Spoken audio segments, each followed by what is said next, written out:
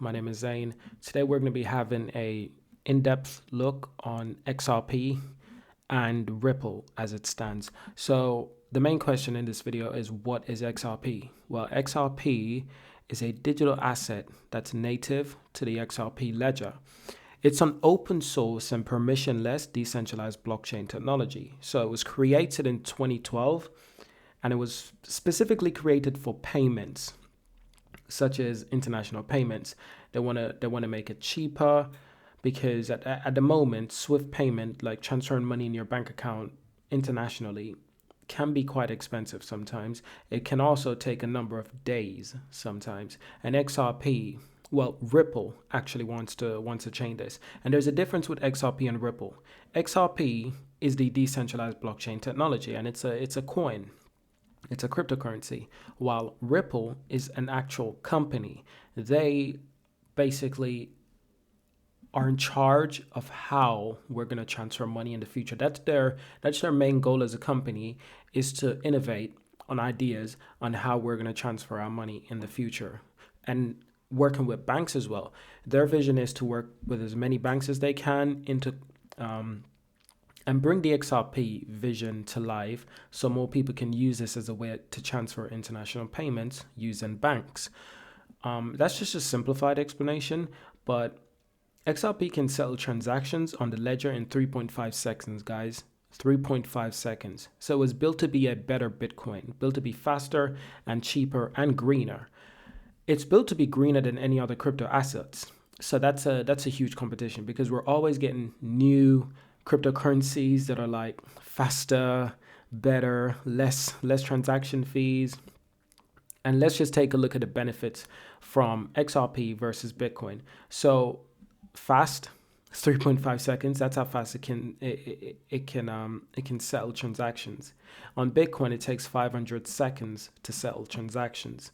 Also, XRP is extremely low cost when it comes to transaction fees. When it comes to Bitcoin, that can be quite pricey, because a transaction could be anywhere around 0.5 US cents. So 50 US cents, right? On XRP, it's 0.0002 cents, US cents. That's a crazy difference. It's also really scalable as well. So we always hear about how many transactions can Bitcoin do per second. Some people say XRP is saying it's 3. I've heard people say it's 7, and I heard people say it's 8 or 9. Anyway, besides the point, it's between 7 and 9. It's between 7 and 9. And I'd say, based on my research, everywhere says it has a different story of how much transactions can take place per second. However, I definitely know that it's not above 10 transactions per second. It's definitely not above 10. Anyway, guys, you look at XRP, it's right here, 1,500 transactions per second. Now, this is nothing compared to Visa, because Visa can do like over 40,000 transactions per second. And that's Visa, the debit card company. You've also got newer cryptocurrencies as well that can do like 10,000 transactions per second. So XRP still has a way to go, because if there's companies out there, other cryptos out there that can do transactions of 10,000 transactions per second, XRP can only do 1,500. Yet they want to be the fastest digital currency. Well, they've got some work to do. Now, don't get me wrong, XRP is still a great asset. It's still a great idea. I really love the fact that they're working with banks to make it easier to transfer money at an easier cost and a faster rate. They really are doing amazing things. And last year, they had a lot of issues when it comes to like legal issues. Mostly with Ripple, because Ripple is the actual company. XRP is just a decentralized asset, which no one can control XRP.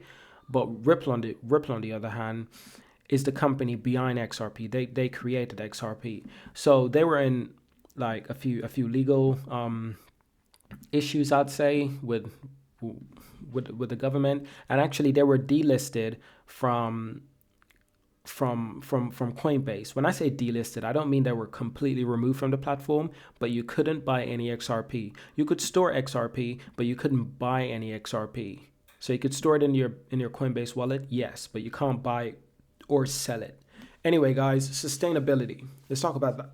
Let's talk about that for a minute, because there's a lot of talk these days about Bitcoin is costing the world too much electricity. And because of the mining, some people are saying it's useless, it's a waste of time, it's costing the world too much electricity. Well, I do believe with XRP, environmental sustainability and carbon neutral is one of their priority. It's one of their main focus. Now, we're also going to talk about this 100 billion XRP in supply, because that's a large supply. So it's a finite supply, which means that there will only be 100 billion XRP.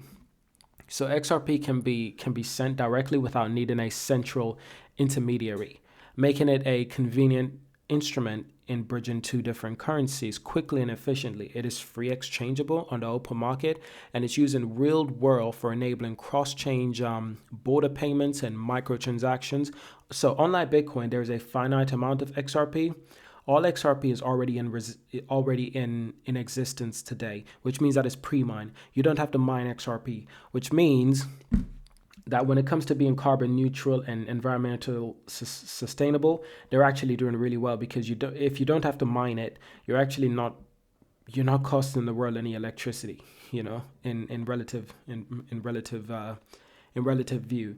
Now they're saying 0.3% of global energy consumption is due to Bitcoin, apparently. So with XRP 100 billion coins in supply, you got to ask yourself, how far is this thing gonna go? Will it hit 100 US dollars one day? Well, guys, I don't know about that, but it's hit $1. It's hit $1 US. And this is a coin that a few months ago everyone thought was doomed. Everyone thought it was doomed because of the legal issues that Ripple got involved with. So everyone thought this coin was doomed. Everyone was actually dumping. Well, actually, I'm not going to say everyone, not everyone, because I was actually surprised because there was a lot of people who were dumping, but I was actually surprised to see how many people were not dumping. So I'm a bit wrong saying everyone was dumping, because they weren't. Clearly they weren't, because this coin has skyrocketed in the last couple of days, since the 4th of April this month to today. Look at that. That's wow. That's like a 40% gain in a matter of a couple of days. So do not underestimate XRP, because it's got a bright future. Now, based on historic daily average, 9.1 million XRP has been destroyed through the transaction execution process. So it's key to note that XRP does actually get destroyed as well. Some of it does get burnt. It's good to know this, because if you're worried about this huge supply, well, the supply will go down eventually over the years, because some will be burnt through transactions, through being lost. Some might get stolen. You never know. Some might be locked away and people can't remember their wallets. So anything's really possible. So how does XRP Ledger works? That's an important question I'm going to address for you guys. So the XRP Ledger is an open source technology on which anyone can build. The XRP is maintained by a global XRP community, a diverse set of participants composed of software engineers, server operators, and validators. And validators are very important when it comes to nodes. The more nodes a system has, the more decentralized it is. So the XRP Ledger uses a consensus protocol in which validators come to an agreement on the order of XRP transactions every 3 to 5 seconds. This agreement serves the final and irresistible settlement. So transactions are executed in a deterministic order to prevent double spending or malicious activities. Unlike other blockchains, transaction fees are destroyed as part of the transaction execution. So any transaction fees that happens on the XRP network, all that transaction fee money gets destroyed. So by automatically, the coins are being burned over time just by transferring the coins. So now the 100 billion supply makes a lot more sense. and over 9.3 million XRP have been burned through transaction fees. That's crazy. So the XRP Ledger adjusts its fees in near real time to respond to network conditions with the twin goal of maximizing transactions throughput while keeping transactions fees as low as possible. That's key, guys. It's transaction fees are really good on XRP. I've heard people specifically like convert their Ethereum or any other cryptocurrency they have to things like XRP and Litecoins because they're fast and they're really low transaction fees, and they just send them anywhere they want just to avoid the long waits and the huge transaction fees. So all servers in the network process each transactions according to the same rules, and any transactions that follow the protocol is confirmed as soon as validators reach a quorum. So anyone can operate a validator. Currently over 150 validators are active on the ledger, operated by universities, exchange, businesses, and individuals. That's key. That's amazing. So it's really good because XRP is one of those companies that even though the XRP is decentralized, Ripple, who's behind XRP, they're one of those companies who work with a lot of companies. They work with a lot of banks. You know, they try to be as efficient and as and by the book as possible. But even though they did get into a bit of heated problem last year, it's still one of those companies and projects that I truly believe in. You know, XRP was one of the first cryptocurrencies that I ever invested in. Now, I'm not a financial investor. I'm not telling you to invest. This video is for educational purposes only. So why is XRP useful? You know, we've had all of this discussion about XRP, but why is it useful? So it's fast, low cost, sustainable, and scalable. I've already explained to you just how low cost it is. I've already explained to you why it's sustainable because you don't have to mine it. Why it's scalable? Well, 150 validators, including university, exchanges, businesses, and individuals. Wow. Yeah, that's a handful. So this is a key to fueling growth and realizing the true potential of a global economy, the internet of value, guys, the internet of value. And they talk about the businesses, the individuals, and the developers. So let's take a step into the businesses. Many businesses are building on XRP Ledger, pursuing power to use case in decentralized finance, micropayments, gaming, web monetization, and more. And gaming is huge. Web monetization is huge. Additionally, Ripple, the technology company, they specifically say that Ripple, the technology company, and that Ripple, the technology company, do try to separate themselves from XRP as much as possible because they want everyone to understand, even though they created XRP, they're not controlling it in their perspective. They're not controlling it. You know, XRP is still its own thing. It's still a decentralized blockchain technology. So it's focused on building a network and infrastructure that leverage XRP to power faster and more affordable cross-border payments around the world. Now, individual consumers can use XRP to move different currencies around the world. And that was exactly what I was saying earlier, how people transfer their Ethereum or their Bitcoin to XRP just to move it because it's so much faster and it's so much easier when it comes to fees. You know, you just use XRP to transfer that money and then exchange it and then convert it back to Bitcoin or Ethereum. So for example, through wallets and exchanges that uses PayID, anyone uses XRP or any currency, be it fiat or digital currency, to easily make purchases across any payment network.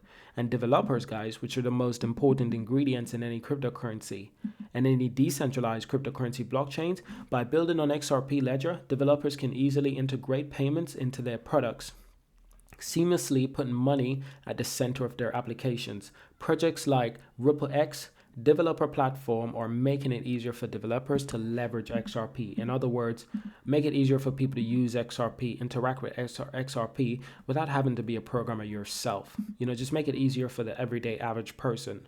So we already talk about speed, we talk about low cost and the scalability, sustainability as well. We've spoken about that. So XRP is one of the only digital assets with a proven real-world use cross-border payment. Now, when they say one of the only digital assets with proven real-world case, they really do mean that. There's very few digital assets out there who are doing the exact same thing XRP is doing and doing it just as well. There's very few. And XRP has been in this space since 2012. So needless to say, they're experts at this. So how is XRP used in trading? They also talk about that because, as you know, many sites out there can allow you to trade Bitcoin, Ethereum, and XRP. Like I said, XRP is available on a number of purchasing platform. It used to be available on Coinbase. It probably was re-released on Coinbase. I'm not 100% sure, but I can check.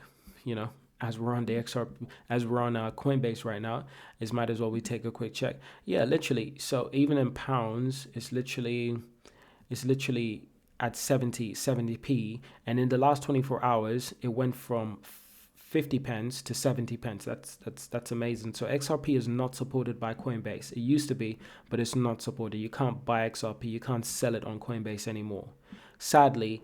But that might change in the future. They might reintroduce XRP, especially since it's doing so well in the last couple of months, especially in the last couple of days. It's amazing. So let's finish up on the final thing, the relationship between XRP and Ripple. Like I said, Ripple is a company and XRP is a decentralized blockchain coin. So Ripple is a technology company that makes it easier to build a high-performance global payment system or payment business through its platform. RippleNet, XRP is a digital asset independent of this and is used in Ripple's on-demand liquidity service to facilitate efficient and cost-effective cross-border transactions. In December 2017, Ripple placed a 55 billion XRP into cryptographical secure escrow accounts to support stable and healthy XRP. So yes, they do have 55 billion XRP at their disposal that they put in escrow, but that doesn't mean that they control the code. If I had 1 billion, sorry, not 1 billion, if I had 1 million Bitcoin, does that mean I control Bitcoin because I have so much Bitcoin, a lot of Bitcoin compared to anyone else? No, it doesn't mean I control Bitcoin. It means that I control that 1 million because that's mine. That's my ownership. I control that, but I don't control the Bitcoin blockchain. I don't control the Bitcoin servers or the Bitcoin code, and I can't control what other people do with their 20 million Bitcoin. I can only do whatever I want with my Bitcoin that I own. So that's the point that they're trying to get across. That is the point. So why do they have this? Well, it's because of their global payment system. They specifically say that Ripple on-demand liquidity service, it uses this Ripple that they have on their balance sheet. That uses it as a facilitate efficient and cost-effective cross-border transactions. So when you want to send your money and you go directly through to Ripple and you can send your money easier and more cost-effective, this is how it's done. This is how they use this Ripple that they have at their disposal. But that doesn't mean that they control the coding. So this is what I wanted to end on. Yes, XRP and Ripple, they're both fantastic to be honest, and there's loads more to explore. I'd really advise you guys to look into it. It's one of the most promising cryptocurrencies out there, especially given that that there's a lot of cryptocurrencies out there that one day will be useless. The use case, in terms of use case, XRP is one of the most useful cryptocurrencies along with Ethereum and obviously the king of all cryptocurrency, Bitcoin. But when it comes to use case, XRP has a lot of use cases because what do we do with money the most? We store it, we transact it, we send it, we receive it, and we spend it. Ripple is making this easier and cheaper for you actually when it comes to transaction fees. Anyway, guys, hope you've enjoyed this video. It's been really fascinating. And like I said, XRP is doing extremely well right now. So the future is bright for XRP. Now, thank you for watching this video. And obviously, I will see you guys in the next one. Subscribe and leave a like, leave a comment, and share this video with your friends actually. Don't forget to follow us on Twitter. I'll see you guys in the next one.